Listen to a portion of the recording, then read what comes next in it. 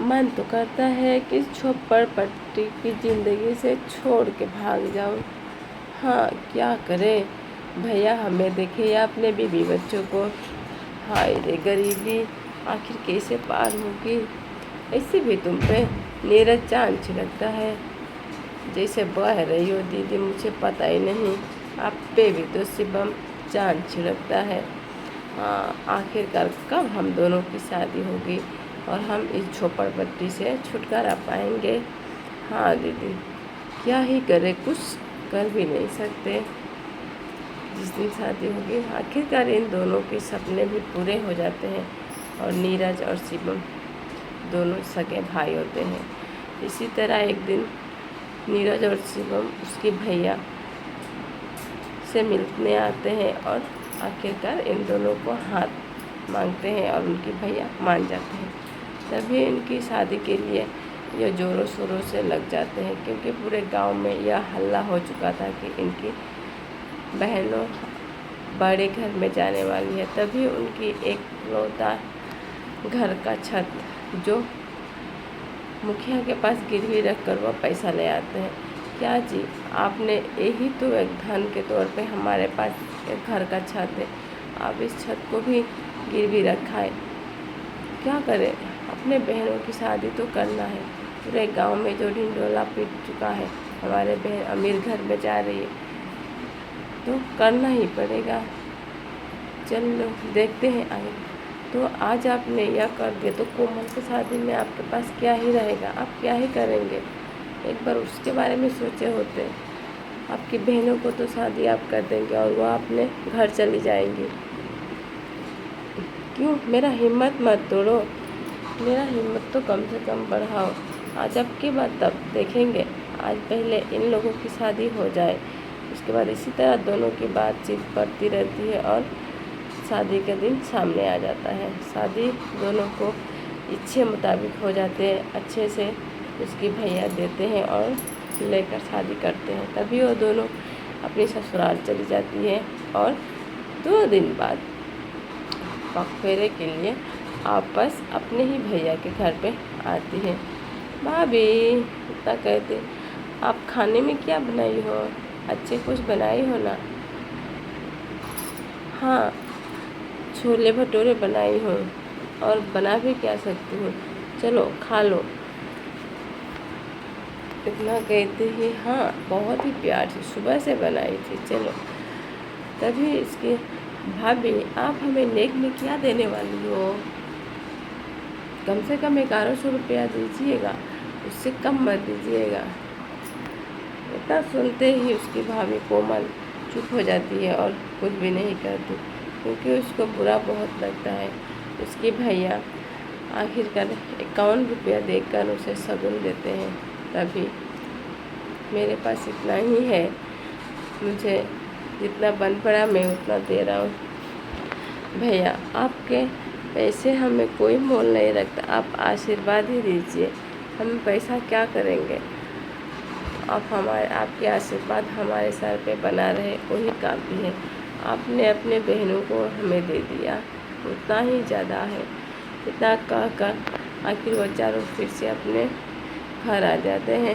कुछ दिन के बाद वह दोनों फिर से अपने मायके घूमने के लिए आती है और उसकी भतीजी कोमल उसे देख दौड़ती हुई आती, कहती है, अरे बुआ आ गई, बुआ आ गई, बुआ आ गई। इतना कहते ही इतना प्यारे प्यारे सूट पहने हो, आप मेरे लिए भी एक ला दो।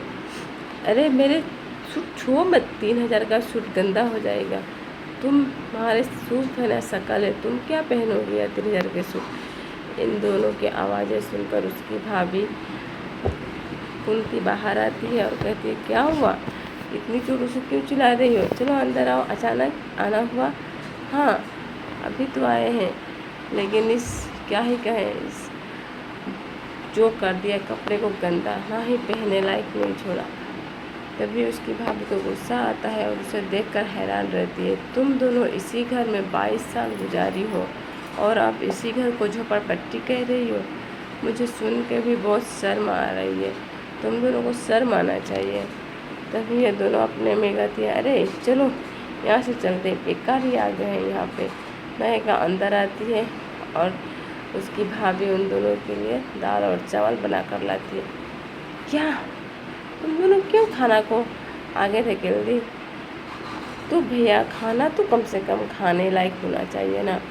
ये दाल और ये मोटे मोटे चावल ये हमारे गले के नीचे नहीं उतरेगा।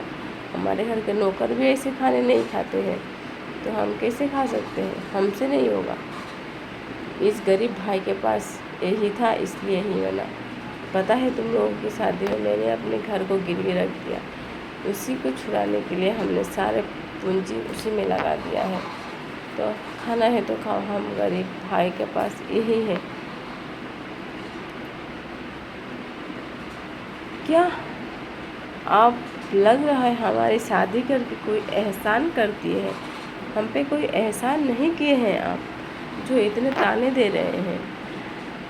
ओह, अब इनको भी बोलना है? देखो तो ज़रा, एक ही नहीं बोलेगी, ये भी तो बोलेगी।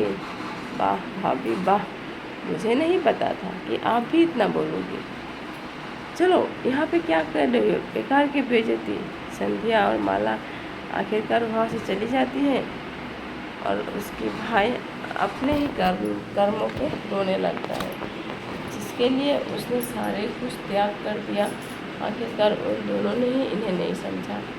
तभी नीरज और शिवम की कंपनी में अचानक से आग लग जाती है, जिसमें कुछ लोगों का मौत भी हो जाता है और सारे जमा पूंजी उसी कंपनी में जल कर राख हो जाती है। नीरज और शिवम की आंखों से आंसू नहीं थमते और दोनों ही बहुत सारे रोने लगते हैं। तभी संध्या और माला कहती है, क्यों रो रहे हो? चुप हो, जो होना था वो तो हो गया, क्यों ना रोए? जिन लोगों की मृत्यु हुई है उन लोगों की हर्जाना भी हमें भुगतान करना होगा। तो एक घर को बेच देते हैं ना, इस घर को बेच के छोटे से घर ले लेंगे और उन लोगों की हर्जाना भर देंगे और अच्छे से काम फिर से स्टार्ट करेंगे। तुम क्या सोच रहे हो? इस घर की हर्जाना, इस घर कैसे बेच सकते हैं? इस घर को तो अभी किस्त 3 साल तक देनी है।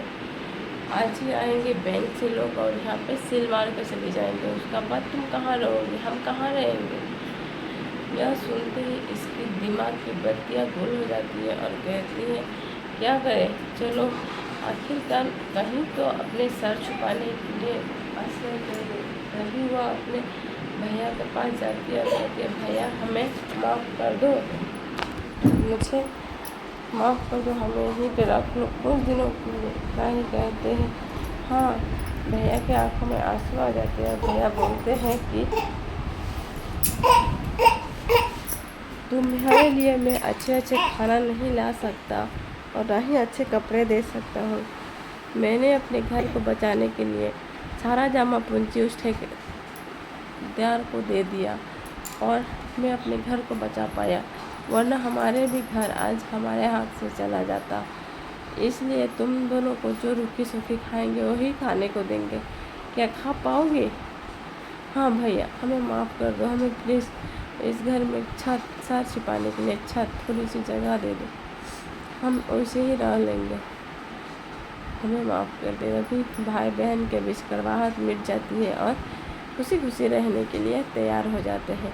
नीरज और शिवम कहते हैं, आप दोनों की दिल बहुत ही बड़ी है, जिसकी वजह से इतनी बड़ी गुनहगारों को भी आपने माफ़ कर दिया। नहीं तो इन दोनों ने जो किया है, संध्या और माला, वो कोई बहन अपने भाई के लिए नहीं करती। इतने ही करने के बाद भी इन दोनों